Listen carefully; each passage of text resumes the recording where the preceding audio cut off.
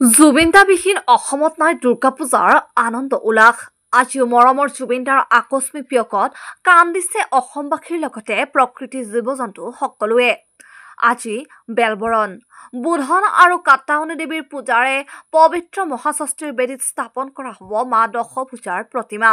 ৩৩ সংখ্যক দক্ষিণ দুধনৈ দুৰ্গা পূজা মহোৎসৱ সমিতিৰ পূজা মণ্ডপৰ শুভ উদ্বোধন কৰে ৰাভা হাছং ছাত্ৰ ক্ৰীড়া পৰিষদৰ মুখ্য কাৰ্যবাহী সদস্য টংকেশ্বৰ ৰাভাই। দক্ষিণ দুধনৈ দুৰ্গা পূজা মহোৎসৱ সমিতিয়ে পূজাৰ প্ৰৱেশদ্বাৰত জুবিনদাৰ প্ৰতিচ্ছবি স্থাপন কৰিছে আৰু ভক্তপ্ৰাণ ৰাইজে জুবিনদাৰ প্ৰতিচ্ছবিত শ্ৰদ্ধাঞ্জলি জনাই পূজাৰ বাকৰিত প্ৰৱেশ কৰাৰ এক প্ৰশংসনীয় পদক্ষেপ গ্ৰহণ কৰিছে। পূজা মণ্ডপত প্ৰতীকী ৰূপত সুন্দৰকৈ সজোৱা জুবিনদাৰ স্বৰ্গযাত্ৰাৰ দৃশ্যাৱলীৰ শুভ উন্মোচন কৰে পূজা সমিতিৰ সম্পাদক শংকৰদেৱ ৰাভাই। দুধনৈৰ পৰা নৱজিত ৰাভাৰ ৰিপৰ্ট, এনাৰ খবৰ।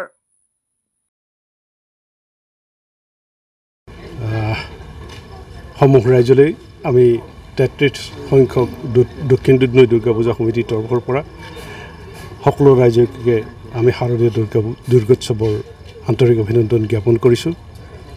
এইবাৰ আমি ৩৩ সংখ্যক দক্ষিণ দুধনৈ দুৰ্গা পূজা পৰিচালনা সমিতিৰ তৰফৰ পৰা দুৰ্গা পূজাৰ যিখিনি আধ্যাত্মিক কাৰ্যসূচী আছে, এই আধ্যাত্মিক কাৰ্যসূচীসমূহে আমি পালন কৰিম। আপোনালোকে জানেই যে আজি গোটেই অসমীয়াৰ হিয়াৰ আমঠু জুবিন গাৰ্গৰ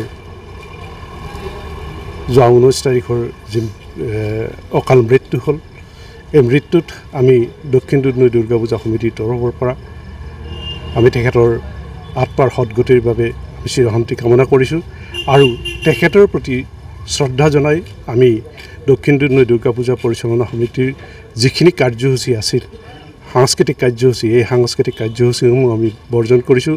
কেৱল মাত্ৰ আধ্যাত্মিকতা ৰক্ষা কৰি আমি এই পূজাখিনি পৰিচালনা কৰাৰ কাৰণে আমি আগবাঢ়িছোঁ। এই চেগতে আমি দক্ষিণ দুধনৈ দুৰ্গা পূজা পৰিচালনা সমিতিৰ তৰফৰ পৰা চৰকাৰক বিনম্ৰভাৱে অনুৰোধ জনাইছোঁ যাতে আমাৰ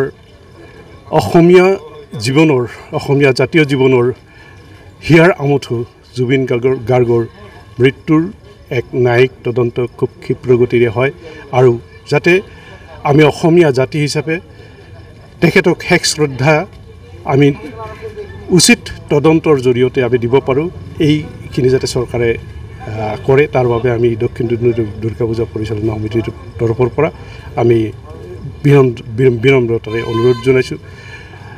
ইতিমধ্যে আপোনালোকে নিশ্চয় দেখিছে যে আমি আমাৰ হিয়াৰ আমঠু জুবিন গাৰ্গৰ শেষ শ্ৰদ্ধা জনাবৰ বাবে আমি বন্তি প্ৰজ্বলনৰ কাৰ্যসূচী আমি হাতত লৈছোঁ।